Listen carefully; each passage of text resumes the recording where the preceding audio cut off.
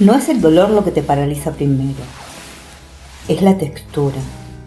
Un roce áspero, rígido, como si cientos de agujas de fango seco se deslizaran lentamente por la piel desnuda de tus tobillos.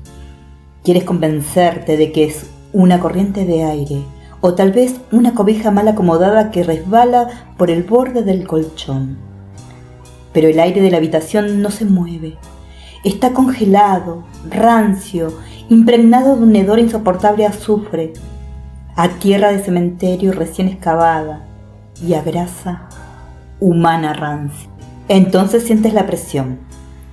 Unos dedos gruesos, desproporcionados, que se entierran en tu tendón de Aquiles con la fuerza de una prensa de hierro. Y comprendes, con un terror que te vacía las entrañas, que aquello que te sujeta desde la oscuridad del suelo no tiene un cuerpo conectado a él. Apaga las luces. Saca los pies de la orilla de la cama. Ponete los auriculares y suscríbete si tenés el valor de escuchar la verdadera y maldita historia de la mano peluda. Todo comenzó la noche en que decidí hacer un inventario en el sótano de la vieja casona de mi tío, abuelo, en el corazón del centro histórico de la Ciudad de México. El edificio era una reliquia del siglo XIX, un laberinto de paredes de piedra volcánica negra, techos altos que crujían con el viento y pasillos donde la luz del día parecía negarse a entrar. Mi tío había sido un coleccionista de antigüedades, o al menos eso era lo que nos decía a todos. En realidad, era un prestamista, un usurero, una réplica moderna del infame Don Villa, aquel hombre de la época colonial cuya avaricia fue tan grande que terminó por maldecir a su propia familia. Eran pasadas las 2 de la mañana. El silencio en el sótano no era una simple ausencia de ruido, era una masa densa que presionaba mis tímpanos. Un vacío de aire que se sentía pesado, como si las paredes de piedra estuvieran sudando el sufrimiento de todos los desesperados que alguna vez entraron allí para empeñar sus vidas por unos cuantos centavos. La única iluminación provenía de una bombilla desnuda que colgaba de un cable mugriento, balanceándose sutilmente, sin que hubiera una corriente de aire que justificara su movimiento. La luz iba y venía, proyectando sombras alargadas y deformes sobre los estantes repletos de relojes, de bolsillos detenidos, crucifijos de plata ennegrecida y retratos antiguos de ojos fijos y vacíos. El frío del lugar comenzó a cambiar. No era el frío húmedo normal de un sótano subterráneo, era una heladez violenta que te golpeaba la cara como un manto de escarcha. Mi respiración comenzó a materializarse en el aire, una nube de vapor densa que quedaba suspendida frente a mí, tardando demasiado en disiparse. Con cada exhalación, el aire se volvía más difícil de tragar, como si los pulmones se me estuvieran llenando de polvo. Entonces lo olí. Un aroma dulzón, pero profundamente repulsivo. El olor de la descomposición a grasa, mezclado con el hedor metálico de las monedas antiguas que han pasado por miles de manos sucias, y el perfume barato de los velorios olvidados. Era el olor de la codicia podrida. Me detuve en seco. El corazón me dio un vuelco violento, golpeando contra mis costillas con un ritmo frenético que resonaba en mis oídos. Traté de convencerme de que era una rata, un animal atrapado entre los trastos viejos. Pero mi instinto, ese mecanismo primitivo que te avisa cuando dejas de ser el cazador y te convertís en la presa, me estaba gritando que saliera de ahí. Mis piernas, sin embargo, se sentían extrañamente pesadas. El miedo psicológico produce una parálisis peculiar. Te convence de que si caminas hacia la fuente del ruido morirás, pero que si intentas huir, lo que sea que esté en la oscuridad te atacará por la espalda. Estaba atrapado en mi propio miedo.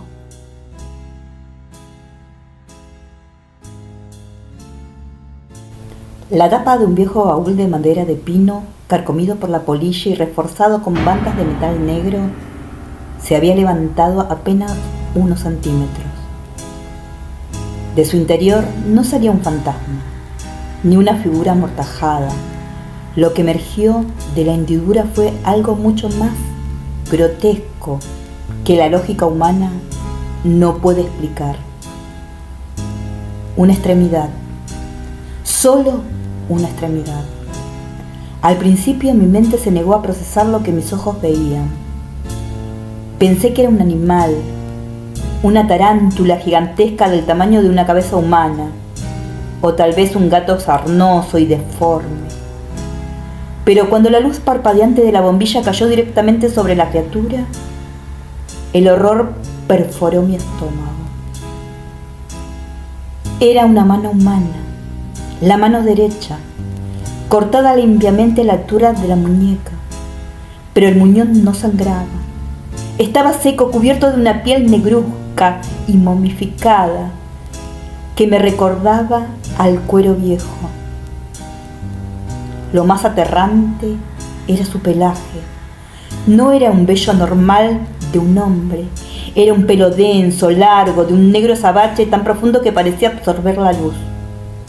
Los pelos eran gruesos y rígidos, como las cerdas de un jabalí herido, y se erizaban con cada movimiento. La mano se movía con una agilidad espantosa, articulando los dedos de forma antinatural, doblándolos hacia atrás con crujidos secos de cartílago triturado para impulsarse por el suelo. En 3 de sus dedos nudosos y deformes brillaban los anillos ostentosos, oro macizo y piedras preciosas que relucían de manera grotesca entre el pelaje negro y el fango seco que estaba al costado de sus dedos. Grité, pero de mi boca solo salió un hilo de aire helado. El pánico me rompió las rodillas y caí de espaldas contra un estante, haciendo que varios objetos de metal cayeran a mi alrededor, haciendo un ruido infernal, ensordecedor. El ruido pareció enfurecer a la criatura. La mano se detuvo a 2 metros de mí, se erigió sobre las puntas de sus dedos, alzándose como una cobra a punto de atacar. Pude ver la palma de la mano, la piel allí estaba retraída, amarillenta, surcada de líneas negras que parecían venas necrosadas, llenas de tinta podrida.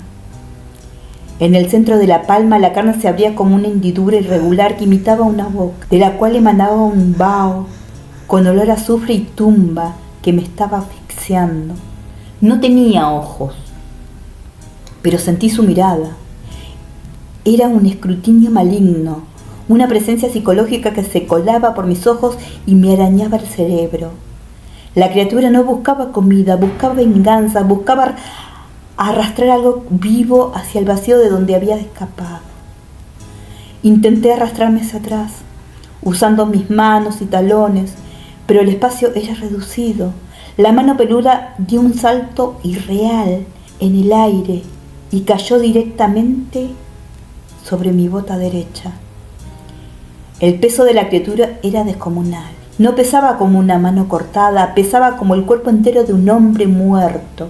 El frío que emanaba de su pelaje atravesó el cuero de mi bota en un milisegundo, congelándome el pie hasta entumecerlo. Con una velocidad demoníaca la mano trepó por mi pierna. Sentí las uñas largas y sucias desgarrando la tela de mi pantalón, arañando la carne de mi pantorrilla. Cada paso que daba sobre mi cuerpo se sentía como si estuvieran clavando los clavos al rojo vivo en ella, pero helados al mismo tiempo. Llegó a mi pecho y se paró allí, justo encima de mi corazón, aplastándome los pulmones. No podía respirar. El olor podrido entró a mi boca abierta, inundándome la garganta con un sabor amargo a hierro y lodo. En ese instante de contacto absoluto, la tortura física cesó y comenzó el verdadero terror. La criatura conectó su mente con la mía. Mi cordura fue invadida por un torrente violento de recuerdos flotantes que no me pertenecían. Vi a través de los ojos del muerto. Me vi a mí mismo siendo Don Villa del siglo XIX, sentado detrás de un escritorio de caoba, devorando con la mirada a una viuda que lloraba de rodillas, suplicando que no le quitara la casa. Sentí la oleada de placer, un placer oscuro, una codicia ardiente y enferma que me recorría las venas al ver la miseria ajena. Vi mis propias manos grandes y velludas, contando monedas de oro, con una obsesión que rayaba la demencia. Luego, la escena cambió. Me sentí morir, en una cama de hospital, rodeado de la oscuridad de mi propia culpa. Escuché la risa del pueblo afuera de la ventana celebrando mi agonía. Sentí la ira y un odio ciego y deforme que me carbonizaba el alma mientras juraba, con el último aliento, que regresaría a cobrar cada centavo con la carne de los vivos. Y finalmente vi mi entierro. Sentí la negrura absoluta del ataúd, el sonido de la tierra cayendo sobre la madera, el proceso espantoso de la putrefacción, como los gusanos devoran mi rostro, mis piernas, mi torso, pero como mi mano derecha, la mano con la que firmaba los embargos, la mano con la que robaba, se negaba a morir. Vi como mi propia voluntad maldita concentraba toda su energía en mi mano, en esa extremidad, hasta que la carne podrida se cubrió de ese pelaje grueso y las uñas crecieron para romper la madera del féretro y escarbar la tierra hacia la superficie. La culpa de ese hombre era una masa física que se me estaba aplastando el cerebro. Sentí unas ganas brutales de arrancarme los ojos, de dejar de existir, con tal de no seguir experimentando la eternidad de odio y soledad que habitaba en esa mano. La criatura comenzó a arrastrarme. No usaba la fuerza física. Estaba drenando mi voluntad. Mis propios músculos comenzaron a ceder. Mis brazos se relajaron y mi mente susurró que me entregara, que bajara con ella al sótano de la tierra, a la fosa común de los usureros. La mano empezó a descender de mi pecho hacia mis piernas de nuevo, preparándose para engancharse de mis tobillos y arrastrarme hacia el arcón abierto. La alarma de mi reloj digital, programada a las 3:30 de la mañana para recordarme tomar un medicamento, comenzó a sonar en mi bolsillo. El pitido electrónico, agudo y mundano, fue como un ancla a la realidad en medio de aquel océano de locura. La vibración de mi pantalón pareció perturbar a la entidad. La mano peluda emitió un siseo violento, un sonido que me recordaba al aceite hirviendo cayendo sobre la herida abierta. La presión en mi pecho disminuyó. Con un movimiento espasmódico, la criatura se arrojó fuera de mi cuerpo, cayendo al suelo con un golpe seco. No la vi correr. Se movió tan rápido que mis ojos solo percibieron un borrón negro que se deslizó entre las sombras de los estantes, perdiéndose en la negrura del fondo del sótano. El titineo de sus anillos de oro fue lo último que escuché antes de que el silencio regresara. No sé cómo logré ponerme de pie. Subí las escaleras del sótano a gatas, llorando de puro terror, y cerré la puerta con 3 cerrojos. Esa misma noche abandoné la casona. No me llevé nada. Hoy, años después de aquella noche, el horror no me ha abandonado. No puedo dormir si mis pies no están perfectamente tapados. Sin importar el calor que haga, mis pies siempre están tapados. He mandado a quitar todas las alfombras de mi casa, porque no puedo soportar el sonido de que algo se arrastre sobre el suelo. Pero lo peor ocurre cuando apago las luces y me quedo en la cama, en la penumbra de la madrugada. Porque a veces, cuando el silencio del barrio es absoluto, juro que puedo oler ese hedor a azufre y tierra húmeda flotando en mi habitación, y en la oscuridad debajo del colchón alcanzo a escuchar el crujido sutil de unos dedos gruesos articulándose, y el tintineo metálico de unos anillos de oro rascando la madera, esperando el momento exacto que baje la guardia y deje mi pie colgando al vacío.